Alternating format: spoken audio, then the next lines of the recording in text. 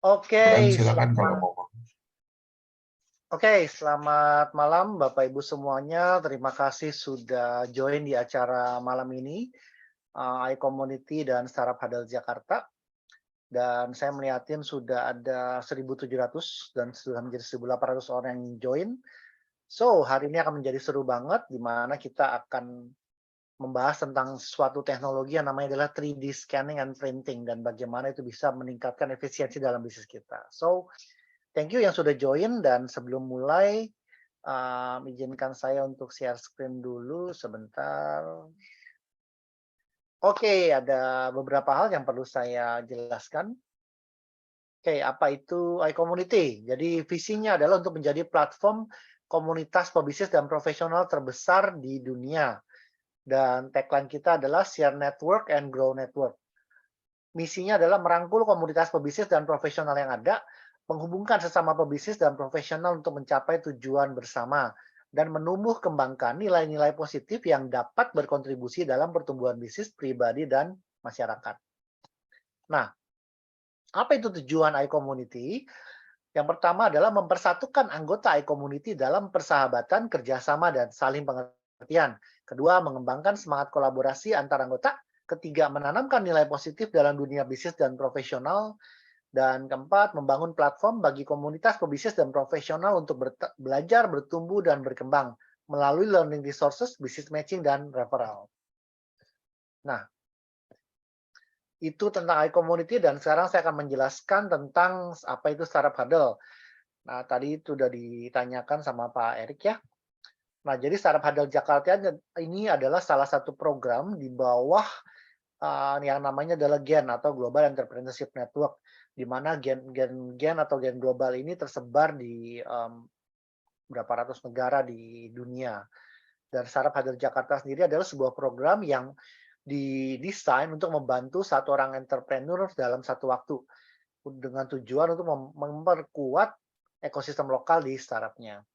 Dan diharapkan dari interaksi dan presentasi yang sesi hari ini, itu si startupnya akan mendapatkan feedback yang bermanfaat untuk pengembangan usahanya sendiri. Dan saat ini Startup Huddle itu sudah mempunyai 50 chapter di 30 negara. Nah, apa aja tuh resep dari Startup Huddle? Yang pertama adalah kita itu mempunyai waktu dan tempat yang konsisten. Seperti hal ini kita lakukan setiap minggu pertama hari Kamis, kita lakukan secara online. Dan di sesi Startup Huddle ini biasanya ada minimal satu presenter yang akan mempresentasikan, dan juga ada komunitas yang hadir untuk memberikan feedback atau bertanya, atau hanya nonton juga, it's fine. Dan ada refreshment, cuma unfortunately karena kita online, jadi refreshment-nya silakan ambil di dapur masing-masing. Nah, bagaimana format event ini? Pertama, 15 menit pertama itu kita lakukan adalah networking, jadi seperti kita sudah lakukan tadi di sesi awal, dan di depan ini akan ada welcome remarks, dan setelah itu akan ada presentasi dari entrepreneur selama 6 menit, dan dari sana akan ada pertanyaan atau ada feedback dari community representative. Dan selama 10 menit setelah itu akan ada announcement dan segala macam, dan nanti ada closing remarks. Oke. Dan pada hari ini saya dan Pak Edi dari Startup Huddle Jakarta itu memohon bantuan dari teman-teman untuk membantu mempromosikan program dari Startup Huddle Jakarta ini. Caranya bagaimana? Dengan memberikan word of mouth. Jadi boleh sharing broadcast yang kita berikan ke teman-teman yang ada di grup kalian. Saya yakin grup kalian punya banyak. Share aja. Share itu gratis kan? Dan kedua lewat sosial media. Jadi bisa screenshot, bisa tag kita nanti di mana di sosial media kalian. Nah, apa metrik kesuksesan atau apa cara pengukuran kesuksesan daripada Startup Huddle Jakarta ini? Otomatis kita senang kalau misalkan yang datang itu banyak, let's say 200 orang, nah tetapi kita lebih prefer membuat sebuah sesi yang berkualitas. So, daripada 200 orang tapi hanya nonton dan hanya diam, lebih baik kita memiliki 15 atau 20 orang tetapi yang aktif dan mereka memberikan feedback. Dan yang memberikan feedback secara positif lah. Dan otomatis kalau 200 orang yang aktif, kita lebih senang lagi. Jadi seperti itu. Oke. Dan kita dari Startup Huddle kita sudah membuat banyak event, seperti hari ini adalah event kita yang ke-13 berarti, dan kita juga sudah melakukan event secara offline juga di Amerika. So, bagi Bapak Ibu dan teman-teman yang hadir malam ini dan pengen presentasi di Startup Huddle, kita welcome. Bisa lihat contohnya cara presentasinya seperti apa hari ini. Dan yang kedua, bagi yang pengen tampil di tempat seperti contohnya Amerika, itu kita juga berikan kesempatan. Nah, tetapi untuk tampil di Amerika biasanya itu kita kurasi dulu, dan kurasinya biasa lebih ketat karena ada syarat dan ketentuan berlaku lah. Karena Amerika ini bagi teman-teman yang belum tahu, itu adalah tempat di bawah manajemen daripada Kedutaan Besar Amerika Serikat, dan tempat ini dimanfaatkan untuk mereka mensosialisasikan program dan untuk mempresentasikan juga semua yang about cultural, about community and everything. Dan kita karena Startup Huddle ini berasal dari Amerika, kita juga bisa bekerja sama dengan Amerika tersebut. Oke, let's begin sesinya pada hari ini. Oke, terima kasih kepada Pak Erik yang sudah datang jauh-jauh untuk malam ini, dan juga kepada thank you juga kepada Pak Matius yang juga sudah datang jauh dan sudah join untuk memberikan ekspertisnya, dan juga kepada Pak Irsan yang sudah kedua kali ya Pak jadi community representative, dan yang terakhir adalah dari Pak siapa nih, Pak Ivan Tantra yang masih malu-malu sepertinya, jadi masih mencari tempat yang cocok untuk Zoom. Oke. Dan untuk kesempatan awal ini saya akan memberikan waktu dan kesempatan kepada Pak Irsan untuk memperkenalkan dirinya sendiri. Jadi silahkan Pak Irsan untuk perkenalkan dirinya. Terima kasih Pak Antoni. Selamat Waktunya 3 malam. menit ya Pak. Siap. Selamat malam Bapak Ibu semua. Perkenalkan saya Irzan Pulungan. Sekarang saya punya peran sebagai entrepreneur dan solopreneur. Entrepreneur, saya ada bisnis frozen food dengan brand Mancos. Kita fokus di sausage, meatballs, dan smoked beef. Kemudian saya punya my other peran saya adalah sebagai solopreneur. Sekarang saya sebagai virtual CFO, di mana saya lebih banyak membantu rekan-rekan di small to mid-scale business yang ingin melakukan scale up. I help them to establish financial foundation dan membantu improve their financial literacy. Mungkin itu aja, very short introduction. Terima kasih Pak Antoni dan Bapak Ibu semuanya, dan terima kasih Pak Edi atas kesempatan bisa join lagi. Thank you. Oke, thank you Pak Irsan atas perkenalannya. Welcome Pak. Beliau ini punya expertise di bidang keuangan lah. Lihat mukanya aja sudah apa kelihatannya Ribet. Uang sudah akan datang. Thank you, Pak. Ini sekarang saya berikan kesempatan pada Pak Matius, silahkan perkenalkan dirinya. Ya, selamat malam Pak Antoni, selamat malam teman-teman semua. Ya, senang sekali untuk bisa bergabung dalam acara ini. Ya, tadi sudah diperkenalkan, nama saya Matius Kelvin. Saya saat ini berwirausaha, memiliki usaha di bidang IT consultant dan juga di bidang aviation, serta baru memulai untuk anak usaha baru, yaitu bergerak di bidang pendidikan dan juga bergerak di bidang untuk manufaktur pembuatan egg powder. Ya, kira-kira gitu. Terima kasih.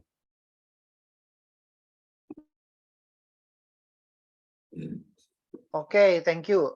Itu egg powder salah satu usaha yang begitu saya dengar nih kayaknya rada aneh, rada unik gitu. But anyway, bukan waktunya sekarang bahas itu ya. So, Pak Ivan, are you ready Pak? Because ini sekarang giliran Anda, Pak Ivan. Oke, sebentar ya. Sorry, maaf deh. Oke, Jalan, nggak apa-apa sih. Ya, maaf, saya nggak pakai background saya. Soalnya ya, santai aja. Kayak ini ya. Oke, jadi salam kenal. Nama saya Ivan. Saya adalah Kepala Unit Pengembangan Inovatif dari Universitas Ukrida. Oke. Nah, kita apa sih yang unit kita lakukan? Unit kita lakukan itu sebenarnya lebih kayak kita menyediakan jasa untuk pembuatan prototipe, terutama selain kita buat prototipe para dosen, riset dosen, kita juga membuka jasa untuk prototipe kepada umum. Misalnya bila ada yang ingin butuh jasa seperti desain, mencetak, atau misalnya membuat suatu sistem listrik, unit kita juga terbuka untuk melakukannya. Ya, itu aja sih perkenalan dari saya. Ya.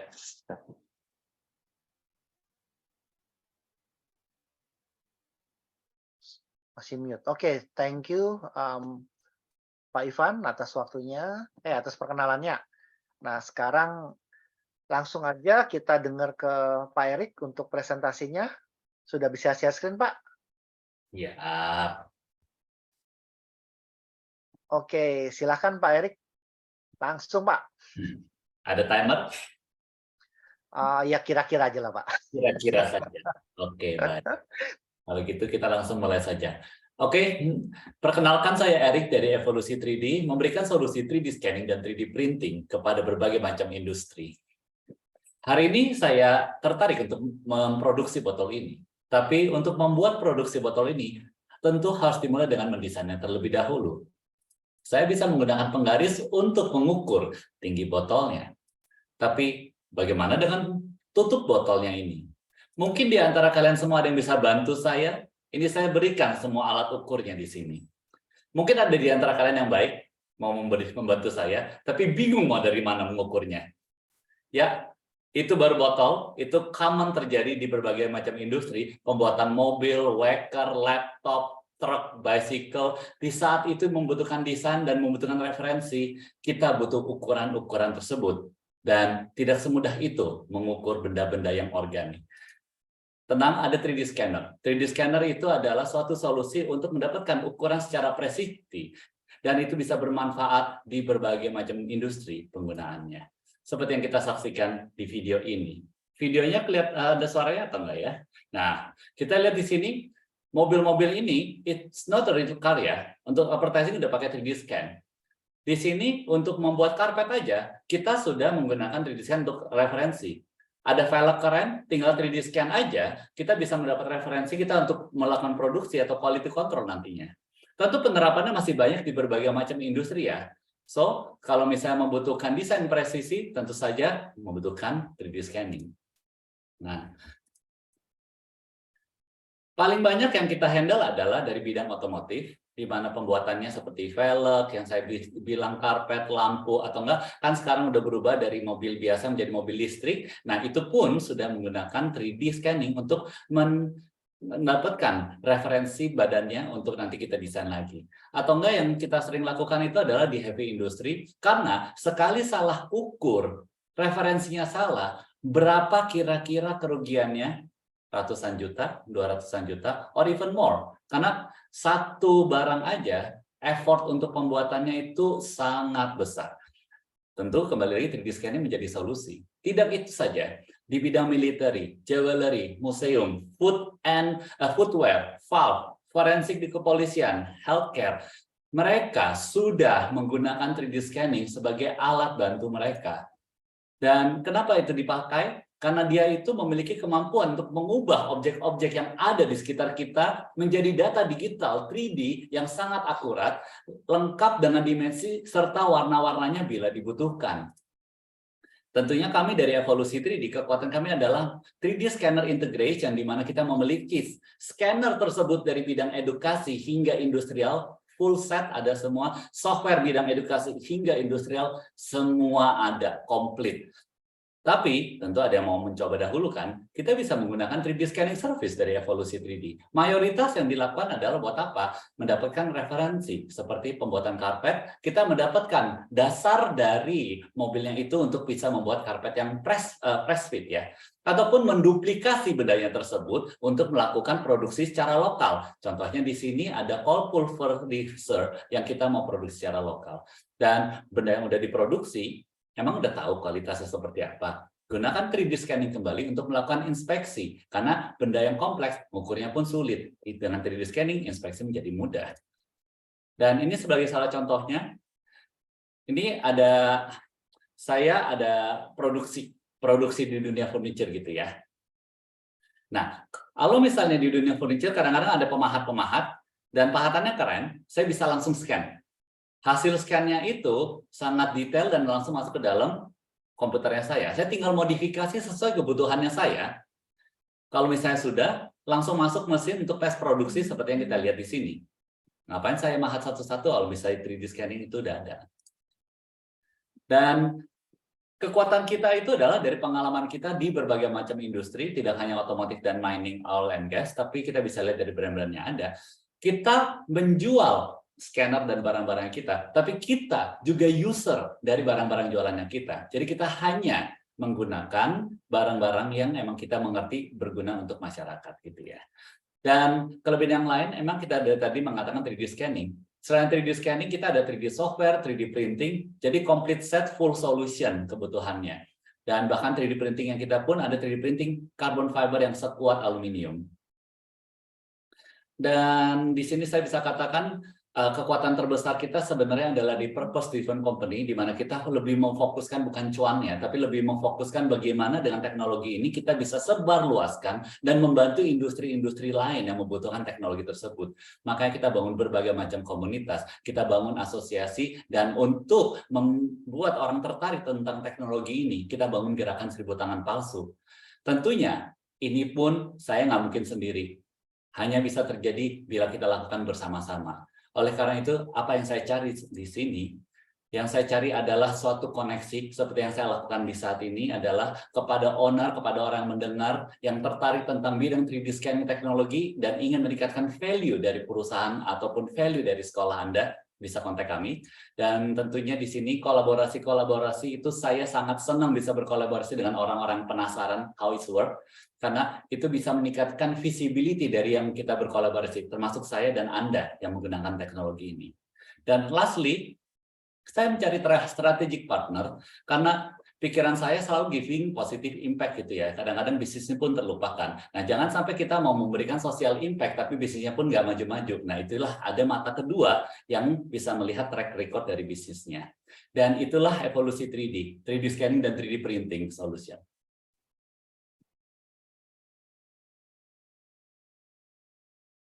Oke, thank you Pak Erik atas presentasinya. Singkat, jelas, padat, dan sangat on time ya.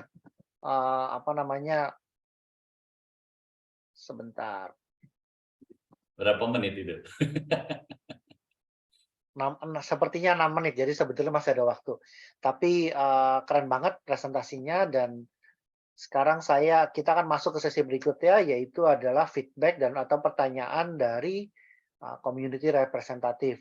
Nah, untuk kesempatan pertama ini saya mau berikan waktunya kepada Pak Ivan. Oh ya, kepada teman-teman yang hadir silahkan kalau mau tanya bisa di kolom chat ya. Pak Ivan sudah siap? Ya, Pak Antoni, makasih. Ya, Pak Erik, menarik sih 3D scan-nya. Sebenarnya dari dulu unit saya juga sebenarnya pengen mempurchase 3D scanning. Tetapi yang kita lihat kadang budgetnya ya yang agak juga budget, dan juga kadang resolusi yang seberapa teliti sih 3D scanning itu. Ya, mungkin dari itu sih feedback kami. Ya. Baik. Teknikal sekali ya. Jawabannya datang ke headquarter kami yuk. Ada scanner dari tahap edukasi hingga industri, pilih yang sesuai. Budgetnya pun disesuaikan. Karena kami adalah distributor dari 3D scanning, terutama untuk edukasi, kami ada harga-harga yang bisa didapat spesial dari distributor yang prinsipalnya untuk harga edukasi juga. Emang udah beberapa udah pada beli dari kita juga sih. Iya, siap. Dan poin pentingnya itu, kalau misalnya edukasi, kadang orang berpikir, waduh 3D scanning ya, oke. Emang tahu cara ngolahnya. It's not that easy, but we know how to do it. Dan untuk semua edukasi di seluruh Indonesia, saya bersedia untuk memberikan untuk lisensi softwarenya yang bisa mengolah hasil pada data 3D scanning seharga kolaborasi saja. Kecuali ya paling ya administrasi aja lah, itu pentingnya. Software sih nggak usah.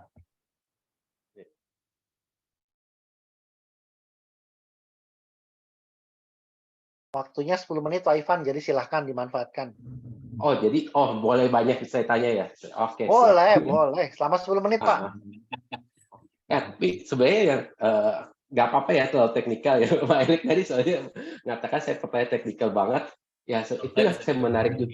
Ya, Ya, softwarenya itu artinya scanningnya dan softwarenya itu benda yang terpisah atau gimana ya? Baik.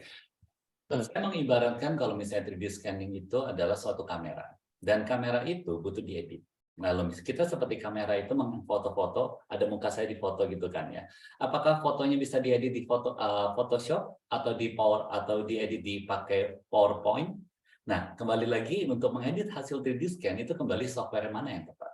Tentu software bawaan ada. Tapi kalau sampai menyesuaikan kebutuhan, terutama Pak Ivan mengatakan butuh prototipe seperti itu, kembali lagi softwarenya harus disesuaikan. Apakah Evolusi 3D ada menyediakan jasa softwarenya juga ya? Kami distributor Siemens untuk software, makanya untuk software tersebut kita bisa menyiapkan lisensi sebanyak yang Anda inginkan untuk Ukrida bila mau. Oke. Dan hasil scanningnya itu apakah bisa langsung kita masukkan ke 3D printer ataukah harus ada melalui post processing? Dua-duanya bisa. Artinya kalau misalnya dari langsung 3D printing, sure bisa. Kembali lagi, kadang yang kita hasil scan itu, kan nggak semuanya mau langsung masuk dong. Ada yang mau diperbaiki dulu kan. Nah, itulah gunanya software. Oke. Nah, jadi artinya, sorry, ini saya kebaca chatnya juga sih. Jadi sebenarnya ya ini artinya kan kalau misalnya saya mau buat barang, artinya saya kan tinggal pakai nih 3D scanning-nya kan. Saya bisa langsung dapat filenya. Kalau 3D printer saya yang ada material apapun yang saya inginkan, saya bisa langsung nge-print kan langsung jadinya ya Pak? Nah, the answer is yes. Kan sering kok kita lakuin. Kembali kebutuhan. Kembali kepada kebutuhan sih. Okay. Budgetnya, selain Ukrida punya kok. Ya, kayaknya kita sudah pernah beli beberapa 3D printer dari Evolusi 3D juga ya Pak? Gitu. Soalnya anak buah saya beberapa lihat kemarin, oh ada Pak Erik katanya. Gitu. Ya. Baik. Ya. Oke. Kemudian selain jasa 3D scanning, apakah jasa 3D printing juga disediakan ya Pak? Atau Dari kita disediakan, tapi kembali lagi kami lebih ke arah bentuk kolaborasinya gimana. Karena kalau misalnya sediakan, saya menyediakan jasa 3D printing yang khusus carbon fiber ataupun ABS yang biasa nggak semua orang bisa melakukan. Mayoritas kan PLA, dan PLA. betul. Nah, sedangkan kalau saya itu memfokuskan yang industrial grade, kayak carbon fiber, polypropylen, ataupun untuk yang kayak ABS. Jadi mendiversifikasi kekuatannya saya di industri. Nggak usah bersaing sama teman-teman lah. Banyak udah pemainnya. Buat metal 3D printer udah punya juga ya? Kembali lagi, kalau metal 3D printing pada dasarnya ada, tapi saya nggak buka jasanya. Tapi kalau misalnya ada yang ingin kolaborasi, misalnya dari pihak Ukrida tertarik, kita ada mesinnya dan tentu cocok untuk universitas. Untuk pengembangan kostum-kostum gitu, kita ada mesinnya juga. Tapi saya nggak pakai buat jasa.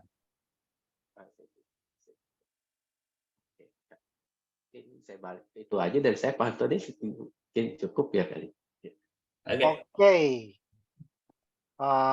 Thank you Pak Ivan atas pertanyaannya. Nanti bisa ada sesi lanjutan lagi. Jadi kalau memang masih mau tanya-tanya silahkan. Dan sekarang saya akan berikan kesempatan kepada Pak Edi dulu untuk ada presentasi sedikit. Silahkan Pak Edi. Ya, terima kasih Bro Antoni untuk waktunya dan untuk jadi moderator nih di hari ini. Nah, ini memang ada sedikit pesan ya dari Impactner. Jadi di malam hari ini topik startup huddle ini menurut saya kena banyak ke pengguna ya. Jadi dari pertanyaan dari awal tuh udah banyak. Nah, topik 3D scanning teknologi untuk efisiensi bisnis. Ini saya waktu ketemu Bro Erik di acara Taiwan Startup. Nah, ini saya bilang, wah ini sesuatu yang harus harus ditampilkan gitu di Startup Huddle Jakarta, dan langsung eksekusi, kemudian muncullah di sini. Dan kemudian saya juga mau ngucapin terima kasih pastinya selalu untuk partner dari Impactner dan Startup Huddle juga, yaitu Juanda, founder iCommunity, dengan kolaborasi antara Impactner dengan iCommunity yang menghasilkan ILC dan Startup Huddle. Dan juga kepada para sahabat Startup Huddle ya, yang hari ini menjadi community representatif.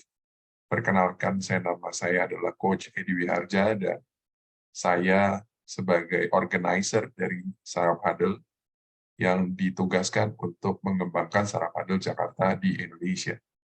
Dan kemudian thank you so much untuk Pak Irsan yang sudah beberapa kali ini membantu kita di sini. Pak Irsan ini expert di bidang finance ya. Dan pastinya salam kenal untuk Pak Matius Kelvin yang expert di bidang IT. Wah, ini nambah teman baru ya. Kemudian pastinya untuk Pak Ivan Tanra dari Ukrida, ini yang up to date banget nih pasti tentang teknologi. Dan pastinya untuk Bro Ans, salah satu pengurus dari Startup Huddle Jakarta yang sudah mengarrange hari ini sampai jadi gitu ya. Nah, ini saya mewakili hari ini sebagai seorang perwakilan dari Impactner ya. Nah, jadi sedikit untuk pesan sponsor. Saya memerankan Impactner dan saya sebagai founder di sini di Impactner Startup Business School bersama dengan advisor Impactner yaitu Dr. Pimpin Baktiar. Nah, berdua nih kita melayani di industri startup business education. Dan kita punya semangat yang sama, yaitu make a great impact with your idea. Dan kemudian, izinkan saya secara singkat menjelaskan apa itu Impactner gitu ya. Nah, Impactner Startup Business School itu adalah rumah edukasi bisnis startup ya, bagi siapa? Para pengusaha yang sedang mempersiapkan bisnis unit baru berbasis digital teknologi. Kemudian untuk para founder yang baru mulai membangun bisnis startupnya. Dan juga untuk para profesional ataupun karyawan yang ingin menjadi founder startup atau mungkin mau jadi entrepreneur. Dan Impactner hadir itu untuk menjawab problem bagi Anda semua agar dapat membangun dan mengatasi pertumbuhan bisnis yang lambat dan agar mampu membuat rencana kerja yang terstruktur dan tersistem. Juga Impactner hadir bagi Anda yang mengalami keterbatasan modal untuk memulai atau memperluas bisnis. Dan juga bagi kalian yang punya kesulitan menemukan tim kerja yang solid termasuk co-founder ataupun ya mentor ataupun staf profesional yang sefrekuensi pasti. Ataupun bagi kalian yang belum memiliki jaringan yang kuat seperti ekosistem dan komunitas yang mendukung. Dan Impactner hadir dengan solusi agar para membernya itu mampu mengeksekusi bisnisnya dengan alat bantu 10 langkah penajaman skill membangun rencana bisnis yang jelas. Karena kami menggabungkan strategi bisnis konvensional dan filosofi startup ya, agar dapat bergerak dengan lincah dan pastinya buat cuan. Dan yang membuat kami berbeda di Impactner itu adalah kami terintegrasi dengan program incubator dan akselerator bisnis yang di dalamnya terdapat para coach, mentor, dan juga ada investor yang siap membantu dan membangun bisnis yang scalable. Oke, dan kemudian di Impactner itu ada pembagian tahapan ya, yang ada di seluruh kegiatan Impactner ini. Yaitu di tahap awal, tahap eksplorasi, yaitu event seperti Impact Talks dan Impact Forum, Startup Huddle, kayak hari ini. Ya, ini semua adalah event premium, di mana hari ini kegiatan Startup Huddle, teman-teman semua sudah lihat ya. Ini modelnya ada seperti ini, membantu para founder untuk supaya bisnis mereka itu dikenal, minimal dikenal dulu. Dan selanjutnya baru ada follow up-nya gitu. Jadi dan kemudian di bagian orientasi dan inkubasi ini adalah merupakan bootcamp, experience journey, membangun bisnis startup, dan terakhir adalah bagian teratas di tahap akselerasi seperti yang dilihat pada gambar. Nah, di sini saya ingin menyampaikan bahwa setiap program Impactner didesain untuk masing-masing level. Dan di level pertama yaitu Founder Webinar Series, yang adalah level knowledge bagi mereka yang baru ingin tahu atau mau terjun ke dunia bisnis startup. Dan agenda kelas yaitu selama 2 hari berturut-turut dengan 3 hot topic utama dengan 7 sub topik di dalamnya, dan dibagi menjadi 1 hari pemaparan materi dan 1 hari full diskusi modul. Dan kemudian bootcamp track, yaitu pre-inkubator, camp terdapat speed track 1.0 dan kali track 2.0, di mana kali track itu punya waktu bootcamp kurang lebih selama 2 bulan, dengan 20 kali sesi pertemuan, dan speed track mempunyai waktu selama 2 minggu, dengan 5 kali sesi pertemuan, dan semuanya dilakukan via Zoom. Nah, kami melakukannya dengan menggabungkan LFH, yaitu Learn from Home, dengan bentuk video yang dipilih dari serangkaian pembelajaran dari mentor-mentor Impactner yang ada selama ini. Dan diharapkan pada sesi pertemuan online berjalan, member dapat melontarkan banyak pertanyaan yang berbobot, dan akhirnya member mendapatkan hasil yang maksimal dari setiap sesinya. Nah, sesi ini khusus di 2.0. Nah, di sini bersama Impactner ya, kami akan selalu support setiap member dimanapun level mereka berada, untuk membantu agar para member ataupun alumni startup jebolan Impactner itu bisa terus continue sukses ya untuk membangun startupnya. Karena Impactner sudah buat roadmap bersama para partner agar para member Impactner itu bisa tampil di skala nasional maupun di skala internasional. Dan sebagai penutup, kami ingin katakan bahwa inilah peran Impactner, yaitu kami sebagai jembatan antara startup investor dan para coach dan mentor. Dan sekian. Terima kasih.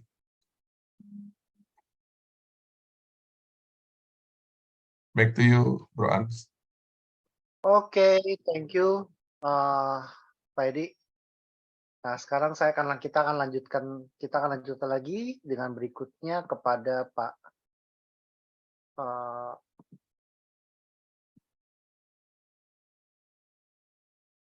Pak Irzan. Sebentar. Ya. Oke, thank you Pak Ans. Selamat malam Pak Erik. Hai. Amazing. See the business. Look, honestly, saya bukan orang yang fasih di teknologi nih, makanya ngelihat ini kayaknya jadi amazed banget lihat. Although banyak lihat kayak gini di film-film ya sebenarnya, tapi ya reality is now become happening semua ya.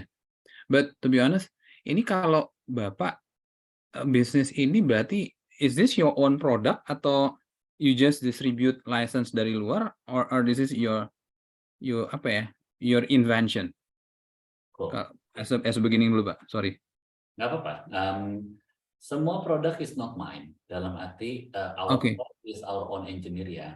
Jadi at the end, it's not about the brand itself. It's about mana produk yang paling cocok untuk menyelesaikan solusi. Tentu banyak yang mirip-mirip gitu kan. So we pick up what we think is the best aja. Okay. So and then instead of jualan Bapak berarti bisa kayak kind of apa ya, kayak SaaS gitu? Karena kan this kind of equipment pasti agak pricey ya Pak, apalagi kalau kita ngomong medium size to small size business mungkin quite inilah ya, quite Oke, pricey. yes. Kalau sebenarnya relatif ya. Kalau misalnya kita bilang untuk dapat seharga handphone udah bisa beli printer, Oh really? harga handphone udah bisa beli scanner, mungkin nih yang dari Ukraina sudah membahas harga handphone. Tunggu handphone apa dulu, nggak gitu juga. Jadi sebenarnya harga udah relatif affordable, tapi the Oke, question is the right for you? Nah, we are the expert oke. to help you untuk melihat mana yang sesuai dengan kebutuhan. Jangan sampai bilang, ya mau murah aja, ambil harganya handphone yang harga berapa juta gitu. Yeah. Buat apa? Mobil. Gitu kan, jangan. Gitu. So you focusing on the solution lah ya, Exactly. so rather than product. And then kalau for your business itu berarti monetization-nya from selling atau from service atau apa Pak? Baik. Saat ini saya lagi mengembangkan dari servisnya, karena servis itu kan Oke, is really showing our skill gitu kan. Tapi yes. balik lagi, kalau misalnya our meet gitu kan ya, balik lagi kalau misalnya kejual barangnya, terutama untuk yang bidang industri gitu kan Yep. ya, well, very happy juga lah, pasti tersenyum. Nah, tapi menariknya begini, yang kita tawarkan itu adalah memang scanning is just like a camera. You have a phone, you can capture anything ya. The question is, how capable are you to edit your photo? Yeah. Nah, di situ untuk beberapa perusahaan sih kita mengatakan, oke, mungkin kamu udah mulai banyak jasa scan, just buy my scanner, gitu. Terus habis itu mau ngedit, no need to worry. Kita buat kontrak aja per bulan lah, per tahun lah. I will happy to edit. Dan itu enak loh. Dalam arti kan mereka nggak harus nambah engineer. Engineer mahal. So, outsource your engineer to me untuk specialty-nya di bidang 3D scanning. Tapi kan bedanya Bapak, scanner Bapak dengan, tadi Bapak you use example as handphone lah ya. Tapi kan handphone, your scanner bisa membuat measurement kan berarti Pak ya? Yes, Like handphone kan enggak ya? handphone is 2D gitu kan ya. Paling ada beberapa handphone yang bisa 3D, ya it's 3D gitu. Berarti saat apa? Contoh iPhone udah punya kok. Alright, oke. Oke. And then itu bisa sampai ngedetailin dalamnya juga Pak ya? Kayak tadi kan komponen mobil segala macam. It is. Kita kebanyakan kliennya yang kayak gitu. Datang udah, kalau misalnya harus gambar sendiri udah namanya bohwat. Nah udahlah ke kita aja. Oke. So kalau in terms of total addressable marketnya, how big it is Pak? Or is it huge or? Oke. Poinnya itu I'm not really good at untuk mencari kayak gituan. Jadi is more base pertama lebih ke arah data-data yang nggak ada. This is the first thing. Oke. Tapi yang saya bisa bilang when we talk about 3D scanning or when we talk about design, everybody need design when need product anything gitu. So kalau dari perspektif gitu menjadi huge banget. Tapi kalau perspektif sebutuh apa jadi niche banget. Kayak for example forensik untuk kepolisian. Itu super niche untuk pakai 3D scanning. Museum pakai untuk 3D scanning. Untuk ngebuat virtualnya. Super niche. So, when we divide into which industry, mendadak jadi niche banget in every industry. And when we see dari helikopter view yang mengatakan 3D scanning in general, gila ini kemana-mana. Oke. Wow. Jadi berarti potentially sky is the limit Pak ya? Sky's the limit as long you, well, I will not say sky's the limit. Scanning and 3D printing, the limit is our creativity. Yep, true. That's what I can guess. Karena makanya sky is the limit ya mungkin nggak ada limit malah ya sebenarnya. It depends on how you can create new solution ya for your customer. Exactly. Karena kembali lagi tentu ya limitnya adalah kembali fungsi dari scanning and printing tersebut. Scanning is about to get referensi, is about to get dimension. Sesuatu yang susah kita pakai scan. Tapi kalau misalnya kita cuman buat botol, let's say pristine yang mungkin cuman simple gitu kan ya udah why I need to have a 3D scanning, just design it. Tapi kadang-kadang disuruh, hey please make an aqua bottle, kita bisa lihat semua urat-uratannya kayak gitu, tolong ditiru sama persis. Are you sure you do not want to have 3D scanner? Sana. Depend. So for the last question, Pak, for this kind of business, basically it's a profitable business from start lah ya. It's not cash burn. Very, very cash burn. Masih ya? Masih. Karena dalam arti, the challenge is about to educate them. Okay, true. Karena kalau misalnya saya ambil dari Amerika, kayaknya saya udah kayak cash cow. Tapi di sini cash burn. Kan di sini awareness. Makanya saya bantu edukasi sini, edukasi sana, webinar sih. True. Well, it's almost the same thing when I built my service as virtual CFO di Amerika. It's common ya. Outsource CFO services is common in US. Di sini masih belum common ya. People still asking, waduh itu confidentiality gimana? But still, I mean, it's about education. Okay. I thought this business is just straightforward, Pak. It's just boom. I mean, karena sebenarnya potensi is big. Cuman emang mungkin education, Pak ya. Scanning, Alright. printing. Saingan udah banyak sekarang 3D printing. Okay, got it. So how you can differentiate yourself against others then, Pak?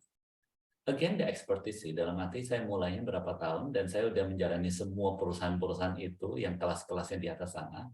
Well, you can have the other people, of course, but why you there untuk rugi yang gede, terutama untuk perusahaan gede. Are you sure? Gitu kan ya. Price-wise, we are not the cheapest. We are more into the quality services sama responses ke arah sana. After sales-nya juga.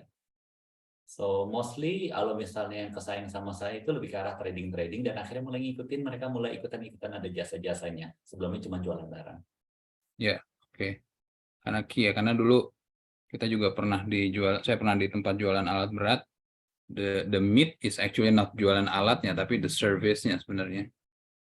Ini ada cerita menarik sih jualan tentang alat berat. Salah satu klien kita itu using 3D scanning itu lebih ke arah untuk increase the value. Jadi dalam arti mereka ada deal gedenya itu dari Hyundai. Tapi dalam arti mereka masih tradisional, ngukurnya pakai penggaris. Gitu kan ya. Kok nggak keren-keren amat gitu ya. Terus habis itu ya, okay, cool. I will put my team there when the Hyundai come. And then kita akan tunjukkan, bilang aja ini 3D scanning-nya is your part of your proses gitu kan. Jadi pas orang Hyundai datang langsung kita scan traktornya, dapat referensi yang sangat akurat. Pas udah jadi bendanya kita bisa langsung scan lagi untuk inspeksi. Dan guess what? They directly get the deal. Habis itu pas ngomong, kok bisa dapet deal? The Hyundai person is very impressed because nobody used 3D scanning to do this. Wow, interesting. Amazed, Pak. Well, thank you untuk explanation-nya, Pak. Really is an eye-opener, apalagi buat saya yang non-tech person ya. Yeah. Thank you, Pak. Thanks, Pak Bro Ans, for the time. Wow. Oke. Thank you, Pak Irsan. Ini memang tujuannya mengundang Bapak salah satunya sebagai non-tech untuk memberikan sudut pandang dari orang non-tech itu seperti apa. Sebab saya yakin yang hadir di sini itu tidak semuanya mempunyai background tech gitu loh. Jadi saya yakin pertanyaan Bapak mewakili sebagian dari audiens yang hadir pada malam ini. Jadi it's very interesting. Oke, nah sekarang kita balik lagi ke orang yang ngerti soal tech nih. Oke, kita lanjut kepada Bro Matius. Silahkan, waktunya 10 menit. Halo Bro. Halo Pak Erik. Hai. Ya, ngerti teknik itu waktu masih muda, sekarang taunya cari duit ya. Dan saya harus belajar cari duit dari Pak Bro Matius seperti. Sama-sama, Pak. Pak Erik, saya thank you ya atas sharing yang diberikan, ini sangat membuka wawasan ya, dan tidak menyangka ya bahwa teknologi 3D itu sudah bisa sebegitunya sekarang. Dan saya sangat tergelitik ya dengan apa yang sharing Bapak yang terakhir itu ya, bagaimana Bapak bisa memberikan added value ya, bukan soal jualan 3D printernya gitu ya atau 3D scanningnya, tapi bahkan bisa menjadi bagian dari services customer Bapak gitu kan, gitu ya, sampai bisa jadi representasi ke Hyundai. Itu saya pikir sebuah langkah yang sangat maju dan inovatif gitu ya, gitu, sehingga Bapak menjadi mitra kan gitu dari customer Bapak gitu untuk membantu ujung tombaknya dia gitu. Yes. Jadi terus terang Pak, kalau ada waktu ya saya pengen banget ngobrol lebih intensif pada Bapak gitu ya. Karena kebetulan saya kan terlepas saya di bidang IT, saya juga di bidang aviation dan juga main alat berat, Pak. Tapi memang spesialisnya di aviation gitu. Nice. Kemarin kita dipanggil ke Garuda untuk yang Saya pengen belajar dari pengalaman Bapak bersama customer Bapak yang di alat berat gitu ya.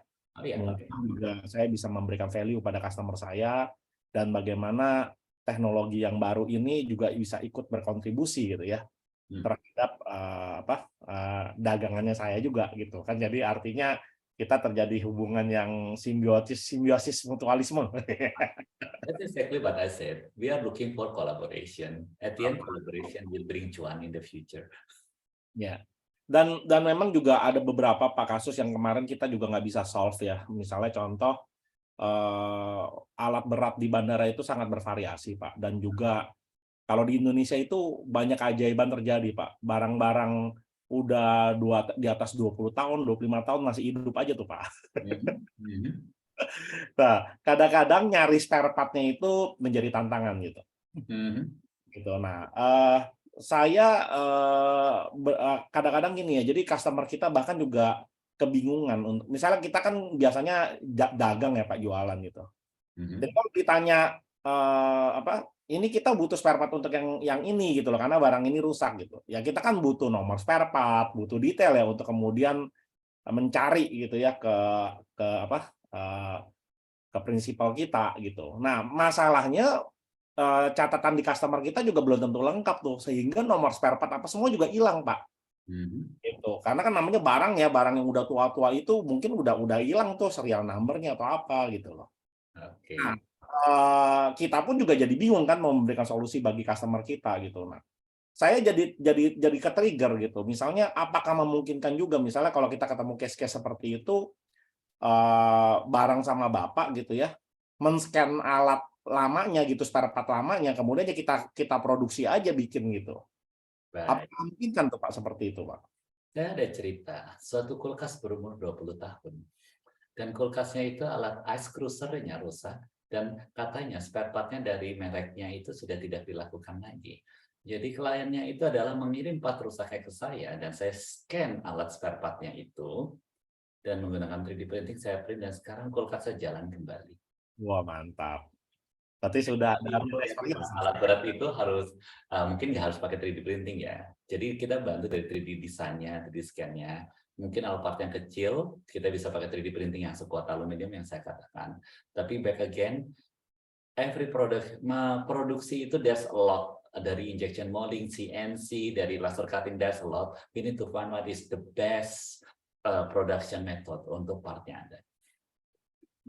But always start from design. Oke. Pak, kalau misalnya barangnya gede gitu Pak ya, terus apalagi kan kalau di bandara itu nggak mudah Pak, barang itu keluar gitu Pak. Nah, apakah memungkinkan juga Pak, misalnya scanning di tempat itu Pak? Exactly. Kita salah satu unique selling point kita serve around Indonesia. Jadi dalam arti kita terbang Kalimantan, Sulawesi, Sumatera, Irian Jaya, kita bawa scannernya hand carry. Karena scannernya itu udah sebesar apa? Segede botol Aqua. Wow, mantap. Ya. Oke, kalau dari sisi saya sih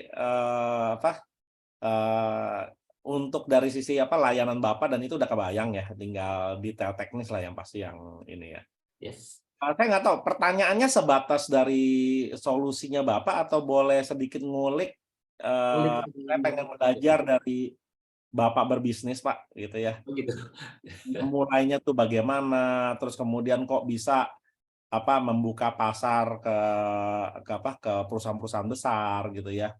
Itu door to door kah atau apa gitu ya, sehingga mereka mau memberikan kesempatan bagi Bapak gitu ya. Mungkin sharing Bapak itu juga bisa menjadi inspirasi buat kita semua di sini. Thank you.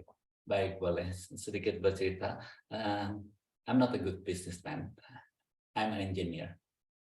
Engineer yang waktu saat itu belum tahu arahnya mau kemana. Dan terhipnotis dan kena semangat, terpesona sama semangatnya dari Anthony Robbins dan Mary Riana untuk bisa memberikan dampak positif ke banyak orang. Dan habis itu saya mulai berpikir, saya engineer, apa yang saya bisa berikan kepada orang, bisnis pun aja belum punya, ada juga kerja sama orang. Nah itu kan.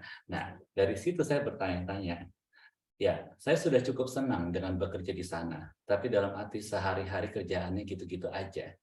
Karena itulah namanya kerja sama orang, waktu yang terbatas dengan uang yang ada batasnya juga. Sehebat-hebatnya saya memberikan dampak positif hanya sebatas memberikan dana kepada sumbangan di gereja-gereja. Seperti itu kan. Dan satu titik saya mengatakan terpesona oleh mereka, oke, saya berdedikasi, I need to do something. Karena at the end saya tahu uang tidak akan dibawa mati. Gitu kan ya. So, dengan semangat yang masih ada dan masih sekarang terus berjalan, saya dengan nekatnya yang kata-kata para coach mengatakan, kamu harus bakar perahunya kamu dan kamu harus ke island dan bakar perahu kamu. Oke, dengan bodohnya saya mengatakan, oke, saya bakar beneran perahu saya. Saya nggak mau kerja sama orang, saya harus benar-benar fokus ini. Hidup mati saya dari evolusi gitu kan ya. Dan di situ pun saya sampai, ya balik lagi, terhipnotis oleh mereka sampai saya mengatakan, oke, setidaknya kalau misalnya saya nggak ada di dunia ini lagi, saya akan terkenal di bidang 3D-nya. Terus tahu apa yang kata istri saya? Kamu gila. Kira-kira ke arah sana. Nah, padahal kenapa dibilang kayak gitu? Bisnis saja belum ada, baru pulang dari luar sana. Kerja sama orang dibilang kagak mau, nekat apa gitu kan. Ya udah, mulai berjalan dengan terseok-seok, mulai dari jasa 3D printing di tahun 2018, dan langsung kehajar COVID, jeder ke sana. Langsung COVID berjalan, tapi saya bersyukur juga pas COVID, waktu itu sudah mau menyerah, tapi ternyata face shield itu bisa dicetak oleh 3D printing, dan itu akhirnya jadi pemasukan utama dari evolusi di saat COVID, membuat face shield. Dan kita pun membangun asosiasi, jadi habis itu dengan bodohnya, oke, kita harus bantu orang, berarti harus kasih gratis juga, terbawa suasana. Salah juga, itu nggak boleh sebenarnya. Dari situ udah makin depres, tapi saya mengubah mindset saya. Kita boleh memberikan dampak positif, tapi saya juga termasuk salah satu orang yang harus diberikan dampak positif. Yang penting cuan dulu sebelum bantu orang lain, kalau nggak saya mati ke sana. Dan itu pun saya juga melihat, ya 3D scanning, 3D printing, peluangnya gede. Dan itu yang memulai saya engineer, saya suka ngulik, saya ada ide-ide kreatif untuk product development. So, saya kekuatan di sana. Tapi bangun bisnis, product development is very challenging. Jadi saya memspesifikkan untuk evolusi 3D ke arah yang bisa rutinitas. Printing, scanning, duplikasi. Jadi tim kita kuat banget yang namanya ngopi. Tapi saya mengajarkan mereka, hati-hati ngopi. Nanti dikira pencuri, supaya nggak dikira pencuri, silahkan modifikasi. Nah, kita harus butuh ke arah sana juga. Nah, akhirnya terus berjalan sambil berpikir apa dampak positifnya. Well, dengan saya mencerita seperti ini, berbagi ilmu yang saya miliki, itulah salah satu dampak positif yang bisa saya lakukan. Tapi tetap saya butuh strategic partner supaya saya tidak rugi.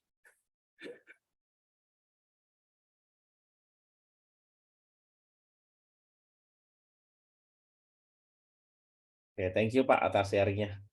Ya. Oke, Bro Angs, itu aja. Thank you.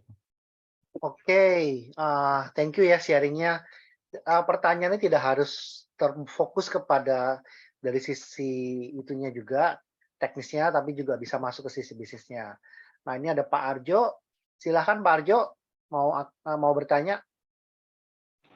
Ya, tadi kan yang dibahas kan baru untuk customer yang perusahaan-perusahaan besar, yang dalam tanda kutip uangnya banyak. Kalau untuk yang UMKM, atau untuk mahasiswa, atau misalkan itu seniman, itu apakah ada pricing khusus? Karena saya beri contoh begini, misalkan ada produk dari seniman yang dibuat secara misalkan patung atau apapun gitu ya, dan itu ada pembelinya di luar negeri, dan sebelum dikirim itu mereka pengen lihat contohnya dulu, dan mereka butuh 3D scanning services gitu. Nah, apakah hal-hal yang seperti ini juga di charge-nya tuh sama dengan perusahaan gede, ataukah ada pricing khusus atau gimana? Baik, thank you buat jawabannya. Untuk UMKM, untuk yang ingin nyoba dulu, kembali lagi kan, what we are looking for is collaboration. Karena dalam arti, termurahnya evolusi berapa? Gratis. Artinya apa? Coba aja. Coba di tempat kita scan. Tapi dalam itu, bagus ya, gratis lagi. Gratisnya sekali aja toh. Masa gratis terus, rugi juga.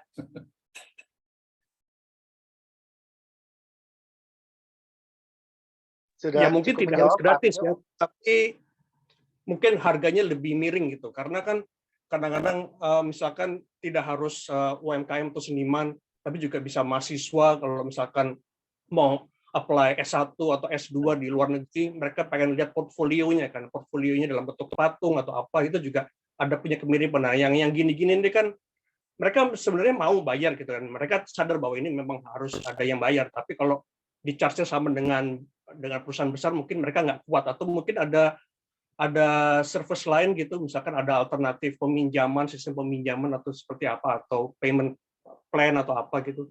Pada dasarnya kalau payment plan sih kita bisa-bisa aja bantu. It's no worry. Kalau misalnya untuk payment plan untuk orang yang susah untuk membeli alat-alatnya gitu kan ya, tentu kita bisa untuk cicilan ada gitu kan ya. Ada term-term yang kita bisa berikan. We aware of that. I've been in that position as well gitu loh. It's not easy untuk langsung berapa ratus juta terus keluar scanning. But anyway, 3D scanning itu juga ada mulai dari murah, dari yang harga handphone gitu loh. At the end, kalau misalnya mau coba service dan apalagi student, saya akan tanya sekolahmu di mana, gitu kan ya. Sekolahmu mana? Dikenalin kan aja ke Evolusi. Kita akan adakan workshop di sekolah-sekolah. So everybody yang ada sekolah-sekolah kenalan di sekolah teknik ataupun SMK teknik, nanti kita bisa adakan workshop. Balik lagi, what we are looking for is connection and collaboration kan. Kita adakan workshop supaya orang-orang tahu software orang kenal, 3D scanning orang kenal. So, it's a win-win. Jadi kalau mereka mau jasa, ke sekolahnya aja. Berarti klien tuh harus datang ke tempat Bapak ya untuk 3D scanning-nya ya. Tidak, kalau misalkan tempatnya jauh gitu, Bapak misalkan di Jawa, sedangkan senimannya ini di Papua, misalkan apakah harus jauh-jauh membawa barangnya dari Papua ke Jawa gitu, atau Bapak yang datang ke sana, atau mungkin ada cabang di luar Jawa tuh, gimana kira-kira? Baik. Untuk saat ini Evolusi 3D masih di Jakarta semua pusatnya. Kita belum ada cabang untuk di luar kota, tapi tentu kita berharap kalau misalnya sudah semakin aware tentang 3D scanning, software udah mulai dikuasai, dan mereka juga jebol-jebolan dari Evolusi, misalnya kayak gitu di suatu hari gitu kan ya. Tidak menutup kemungkinan kita ada evolusi berikutnya di tempat-tempat lain. Tapi untuk saat ini masih di Jakarta dulu aja. Kalau tertarik, ya jalan-jalan ke Jakarta nggak ada salahnya. Oke Pak, terima kasih. Sama-sama. Oke, thank you pertanyaannya Pak Arjo. Beliau itu soalnya dari Amerika, jadi kalau ke Amerika kayak kirim sampelnya ya lumayan itu. Oh. Anyway, ini ada pertanyaan, Pak Erik, bisa nggak diolah di Blender atau 3D Studio Max hasil scan-nya? Sure. Kalau misalnya masalah bisa sih jawabannya bisa, tapi pertanyaannya mampukah? Seperti Anda punya Photoshop, ada foto, Anda semampu apa Anda menggunakan softwarenya? Oke. Nah, yang bertanya siapa nih tadi ya? Pak Sunamu, Yolodi, apakah sudah menjawab? Kalau belum, silakan berkomentar. Nah, kalau dari saya setuju tuh, saya setuju dengan statement tadi bahwa kita sebelum kita bantu orang, kita harus mampu bantu diri kita sendiri ya. Soalnya kalau misalnya nggak lucu kan kita membantu orang sementara kita kasih makanan ke orang gitu loh, sementara kita sendiri kelaparan kan. Nah yang terjadi adalah nanti kita yang sendiri kan yang mati duluan gitu. So kita ambil jatah kita udah cukup. Nah dari sana apa yang ada baru kita bisa berbagilah kepada yang lain. Itu baru membuat satu bisnis atau satu usaha itu menjadi sustainable. Nah, lain kalau misalnya makanan sudah sedemikian banyak, jadi bisa dibagikan kepada orang lain, nah, that's another case. Nah, dari Bapak Ibu yang lain atau dari teman-teman ada pertanyaan lain? Atau dari Bro Edi ini?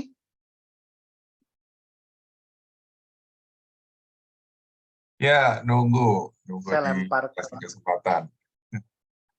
Ya, ini bagus banget ya dari 3D Evolution 3D. Nah, jadi masih berevolusi ya. Nah, ya kalau tadi beberapa teman-teman community representatif pastinya bertanya tentang produk gitu kan, ada yang ke teknis. Itu oke, itu bagus sekaligus untuk memperkenalkan tentang startup itu sendiri. Tapi di Startup Huddle kita biasanya menggali lebih kepada sisi dari bisnisnya itu sendiri, bukan secara produk, tapi seperti tadi dari Pak Matius yang bilang ini gimana cara mulai pertama kali gitu kan. Nah, kalau saya akan coba bertanya dengan gaya startup, yaitu kalau kamu diberikan 1 menit untuk do elevator pitch, kira-kira elevator pitch-mu seperti apa ya di dalam 1 menit itu, sehingga orang tuh tahu tentang bisnis yang dari kamu bilang evolution 3D gitu kan, oh ini main 3D or printing gitu. Nah, jadi tahu, tetapi sebenarnya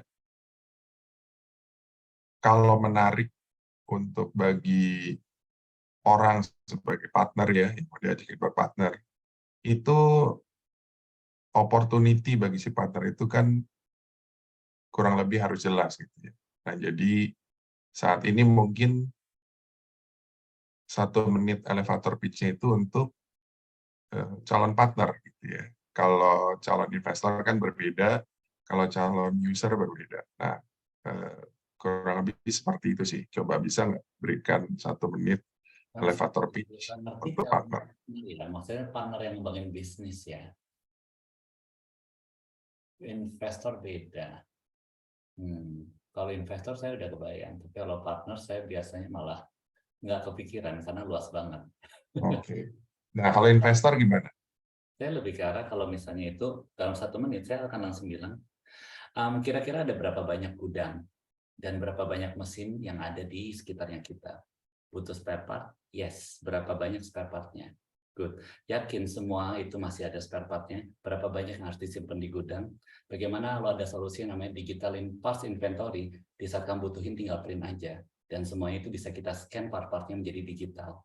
So, kita bisa terapkan digital inventory di Indonesia. Oke, ya itu cukup ini ya, cukup enak untuk didengar gitu kan. Dan tidak ada yang salah di situ, semua normal-normal saja. Tetapi saya mau lebih mengerucut sedikit. Berarti target market yang dari Evolution 3D ini itu yang paling besar itu siapa ya? Manufaktur. Jadi dalam arti manufaktur lini terbesar kita, semua yang berhubungan produksi. Dan kalau dari situ kita bagi lagi, value terbesar itu adalah di heavy industry. They have a lot of money there. Dari oil and gas, dari untuk pembuatan traktornya, that's very costly ya. Kalau dari amount yang paling besar itu adalah otomotif. Every year, they always have a new one. Then every year, of course, they need to scan something, to design something, to produce something. Oke, itu clear sih. Nah, satu pertanyaan yang saya mau tanyakan. Kan kalau bicara tentang teknologi, itu biasanya kalau ada kompetitor yang punya teknologi lebih keren juga, itu kemungkinan besar akan jadi pertarungan yang seru banget. Dan endingnya adalah siapa yang punya uang, itu akan lebih cepat untuk memenangkan pertandingan. Nah, jadi sebenarnya di evolusi 3D ini, unique value-nya apa sih selain kecanggihan teknologi ya? Kira-kira apa yang kamu punya? Justru instead of kecanggihan teknologi, is our person, our engineer, the expertise and the experience-nya itu yang the most valuable dari pihaknya kita. Jadi dalam arti pas kita win beberapa, we don't give the lowest, we even give more than the normal price gitu. Tapi we just directing, we really solve their problem. Any question, even my sellers, even my engineer can answer properly. Karena we are not selling the item kan. Kita juga user of our own product. Dan habis itu juga fokusnya kita adalah solution. Jadi sampai kita mengatakan, sampai kamu pakai aja nggak bisa, sampai kamu pakai aja nggak bisa terberapa lama, just give it back to me, it's fine. I'm sure mereka bisa pakai sampai mereka mau beli in the first place. Dan habis itu latihannya kita juga udah komprehensif banget. We are so pede untuk hal kayak gituan. Habis itu juga kita dari after sales-nya ya, dalam arti balik lagi, because we are own user of our product, right? Jadi any problem they face in the field, we can answer juga pas mereka udah punya barangnya. Jadi feel secure lah ke arah sana. Sampai kalau misalnya scanner drop, jatuh, rusak kesalahan mereka, we even say, okay, cool, I know it's your problem sebenarnya, but kita ada unit, kita bisa pinjam ke kamu, sementara itu yang dibenerin. So, kita nggak mau sampai kebutuhan mereka itu kepotong gara-gara hal accident seperti itu. Itu dari scanning, dan habis itu kadang-kadang mereka berkembang, software-nya, 3D printing-nya. Well, I also have ke arah sana. Because what we sell is our knowledge, our expertise, and engineer. Oke, berarti lebih kepada staff-staffnya kah yang lebih ditonjolkan, benar begitu? Dari kita solution oriented yang ditunjukin. Staff we can train, udah ada modul-modulnya juga. Soalnya kalau di dalam uniqueness atau secret sauce lah ya, kalau di dalam satu elevator pitch ada satu template yang mungkin ini bisa direnungkan, di mana ujung belakangnya itu adalah setelah memberikan solusi, maka di ujung belakangnya itu adalah apa sih secret sauce-nya, apa sih uniqueness-nya. Nah, uniqueness ini sesuatu yang bukan nggak bisa ditiru, sesuatu yang sesuatu yang sulit untuk ditiru. Nah, jadi jika ada kompetitor yang mau untuk berkompetisi, dia sulit banget untuk meniru, dan kalaupun sampai dia bisa meniru gitu ya, dia akan ngikutin proses yang panjang. Nah, jadi unique selling point atau uniqueness atau secret sauce yang ada itu berdasarkan experience, bukan tentang human. Karena kalau human yang kita hire, itu kita tahu siapa yang kasih gaji lebih gede, dia cabut gitu kan. Nah, jadi itu akan jadi sebuah persoalan. Nah, kalau kita bicara tentang human, kita bicara tentang pertempuran antara Gojek dengan Grab misalnya, di mana asetnya adalah para pengendara. Tapi yang pasti untuk memulai mereka agar mereka satu kompetitor ini, let's say Grab misalnya, dia mau menjadi sebegitu besar seperti Gojek, dia harus mulai melewati fase itu. Jadi nggak bisa main ambil saja. Nah, kalau kita hanya menggunakan atau mengangkat uniqueness kita itu dari sisi SDM gitu ya, apalagi yang di trade itu kemungkinan besar kalau ditawarin gaji 3 kali lipat itu bisa pindah gitu. Nah, jadi berbahaya sekali kalau di area uniqueness-nya itu atau secret sauce-nya itu dari manpower. Tapi kalau sesuatu yang sifatnya memang untuk dia bisa sampai menjadi seperti itu, ada bonding-nya ataupun ada satu deal-dealan yang sulit mereka lepas gitu. Nah, mungkin itu bisa menjadi satu hal yang kuat gitu ya. Nah, itu mungkin di kesempatan hari ini di Startup Huddle kita atau saya mewakili dari audiens bisa memberikan feedback, insight kepada si founder. Mungkin itu aja Bro Anthony. Thank you Bro Edi.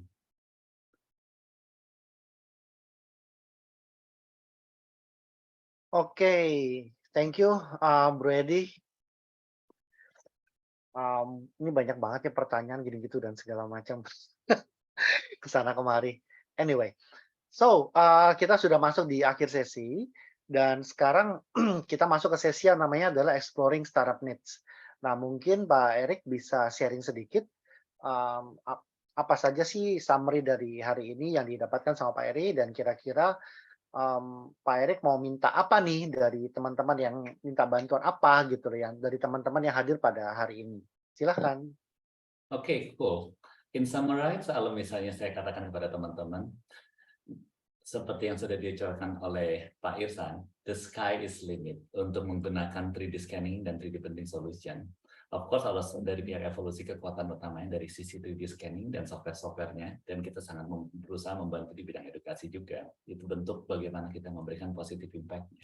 So, yang saya butuhkan dari teman-teman, what we are looking for-nya itu adalah connection, berikan koneksi-koneksi, misalnya kalau misalnya ke universitas teknik, SMK, silahkan, ataupun Anda ketemu, aduh, ada orang-orang yang kayaknya punya produksi deh, waktu itu aja saya ngomong sama seniman, ngomong gitu kan, kepake juga ternyata, jadi ada kerjaan tambahan.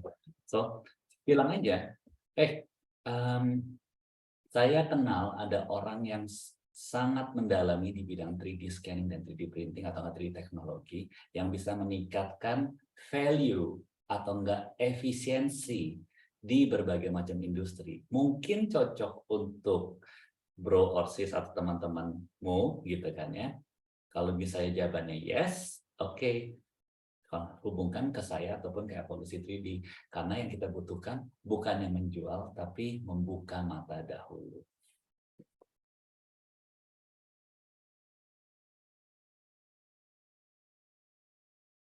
Oke, thank you atas atas closing remarks-nya Pak Erik. Dan sekarang kita akan masuk kepada closing remark daripada community representative. Yang pertama saya akan berikan kesempatan pada Pak Irsan. Oke, I'm the first one. Silahkan Pak Okay, Irsan, thank you. waktunya 1-2 menit untuk memberikan closing remark. Alright, mungkin my last point atau my closing remark, basically, this is a potentially great business, in my opinion. It brings technology yang bisa memberikan solution to many problems. But just tadi poinnya yang Pak Erik mention adalah maybe in US is very lucrative market, tapi Indonesia is a new and butuh edukasi panjang. So the point adalah mungkin and then you are in the cash burn situation, so be careful on how far is the runway that you can cope, because many, I don't know whether you udah funding ke investor atau still bootstrap. Yeah, I don't know, but assuming even if you are bootstrap juga in cash burn situation itu kan you need to calculate how far is your runway until your business can start to go to break even and then start to make return on your capital. Itu aja, karena banyak sekarang kan startup yang lupa ngitung runway, akhirnya selesai sebelum waktunya sih. Mungkin itu sih my point, karena especially for business yang in cash burn. I think that's it from me. Thank you. Okay, you're welcome. Oke. Mungkin Thank you Pak Irsan. Itu jadi apa filmnya Fast Furious ya? Oh, yeah. Silakan. Koreksi dikit ya. Udah profitable di tahun lalu, tapi di tahun ini itu ya di awal tahun gila itu cash burn saya bilang udah jadi bikin lagi jelek gitu. Awal-awalnya udah sempat profitable juga kok. Sih. Mungkin mesti bikin projection kali Pak untuk bisa cash flow positif lah. At least. Kita connect sama Bro Irsan. Siapa? Oke. Silakan Oke. Thank you. Ya, ini kepada Bro Matius, silakan. Ya, menurut saya ini satu bisnis yang menarik ya, dan mengingat ini juga mengusung teknologi ya, jadi ini juga secara zaman ya, ini perubahan akan menuju ke arah sini gitu. Dan jadi menurut saya ini memang yang paling penting adalah kemampuan untuk bertahan dan memiliki nafas yang cukup panjang ya untuk berada di bisnis yang seperti ini. Tapi saya selalu senang ya melihat sebuah perusahaan yang pendirinya itu orang teknik gitu ya. Jadi tahu sebenarnya solusi yang ditawarkan sehingga customer itu berada di tangan yang tepat sebenarnya gitu. Nah, cuma problemnya kalau yang berangkat dari teknik gitu ya, punya big issue biasanya diurus sama marketing gitu. Oh yes. Ya, itu yang butuh partner, butuh mitra untuk bisa mengembangkan ke area situ. Gitu. Karena kalau kita biasa di orang-orang teknik nih, karena saya juga latar belakang saya technical ya gitu ya. Gitu. Kita ini biasanya punya kendala untuk berhubungan dengan orang itu kita biasanya nggak banyak orang yang kita kenal gitu ya, tetapi kalau kenal kita biasanya dekat gitu, orang teknik begitu, orang teknis gitu ya. Nah, sedangkan untuk marketing itu kan membutuhkan untuk selalu membuka pasar-pasar yang baru.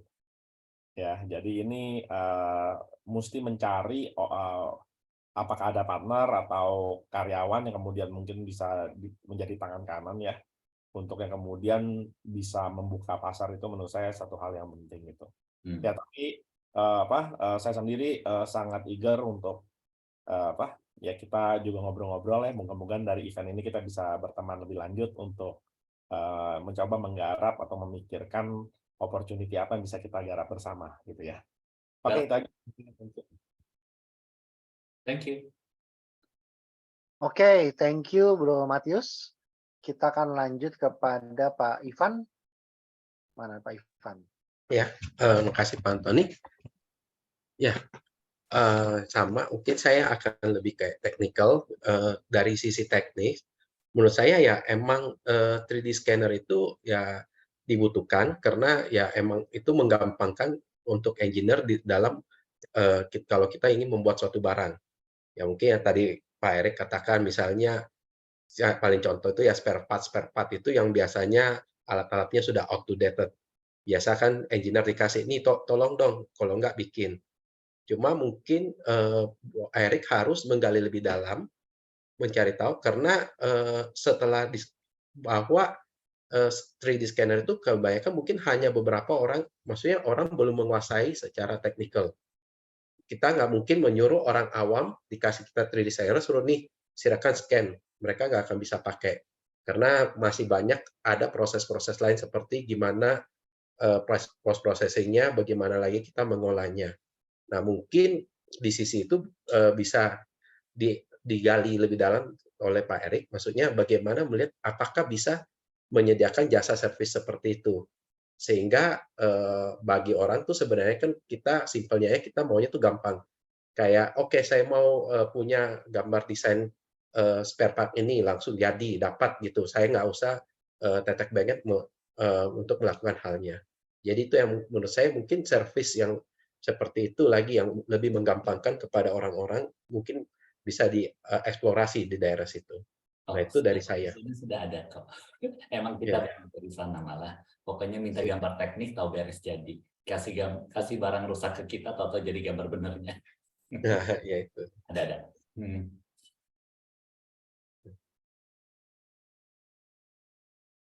Pak Antoni belum mute. Iya, itu dikasih gambar rusak ya. Kalau dikasih rekening barang rusak kita kasih gambar yang benar. Iya, kalau dikasih rekening rusak bisa jadi bener nggak ya rekeningnya? Wih, kasih ATM yang rusak nanti saya buatin ATM yang benar gambarnya. Atau kalau dikasih mantan rusak tuh kira-kira jadi tambah gimana ya? Patungnya biasanya, Pak.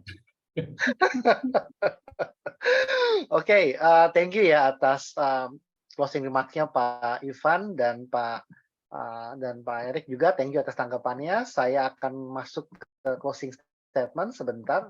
Masuk ke announcement sebentar. Oke. Terima kasih kepada teman-teman yang sudah ngikutin sampai akhir. Ini ada closing announcement. Sebentar ya. Jadi pertama adalah di iCommunity kita tuh mempunyai 2 program. Yang pertama adalah IBM atau iCommunity Business Matching, di mana itu dilakukan pertemuan secara berkala di beberapa tempat. Salah satunya secara offline, yaitu ada di Kelapa Gading. Saya juga salah satu host di Kelapa Gading, dan juga kita juga buat ada di Jakarta Barat itu di daerah Puri. Kelapa Gading itu setiap hari Senin, kalau di Puri itu setiap 2 minggu sekali, setiap hari Jumat malam biasanya. Di samping itu ada ILC atau Community Level Up Club, di mana akan ada expert yang sharing atau sesi-sesi seperti ini, seperti Startup Huddle. Di luar itu, bagi teman-teman yang masih ada dan masih hadir, apabila pengen presentasi seperti ini atau pengen diberikan feedback seperti ini, bisa kontak saya, itu ada grupnya juga, dan bisa komunikasikan juga ke teman-teman yang kira-kira membutuhkan feedback seperti ini. Dan yang terakhir, kita juga mempunyai WhatsApp group untuk kita komunikasi tentang startup, tentang bicara tentang bisnis, entrepreneurship, dan segala macam di sana. Oke, dari saya mungkin sekian. Dan saya ngucapin terima kasih kepada teman-teman yang sudah hadir dan meluangkan waktunya hari ini, dan juga kepada Pak Erik sebagai presenter kita pada hari ini. So, thank you so much. Kepada Pak Irsan juga thank you so much yang sudah memberikan ekspertisnya. Juga kepada Pak Ivan, thank you. Dan kepada Pak Matius juga thank you. Dan kepada Pak Bro Edi juga thank you, juga sudah hadir dan memberikan feedback. Kita foto bersama sebentar ya. Bentar nih, mengganggu nih. 1, 2, 3.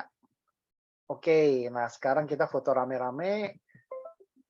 Sebentar, ini masih ada, ini ada 20 sheet soal, jadi saya agak kesulitan. 1, 2, 3. Silahkan yang mau nyalakan kamera ya. Nanti saya akan share di grupnya. 1, 2, 3. Oke. Sekian, dan sekali lagi saya mengucapkan terima kasih atas kehadiran teman-teman semua, dan mohon maaf apabila ada kesalahan atau ada kekurangan dari sesi hari ini, dan saya berharap semoga yang dibagikan hari ini bisa bermanfaat bagi kita semua, dan kita doakan sama-sama semoga Pak Erik usahanya bisa berkembang dan tidak lagi laporannya tidak lagi merah, dan bisa menjadi berkat lah, berbagi berkat kepada seluruh penduduk Indonesia melalui evolusi 3D-nya. Oke, selamat malam. Bye-bye. Thank you.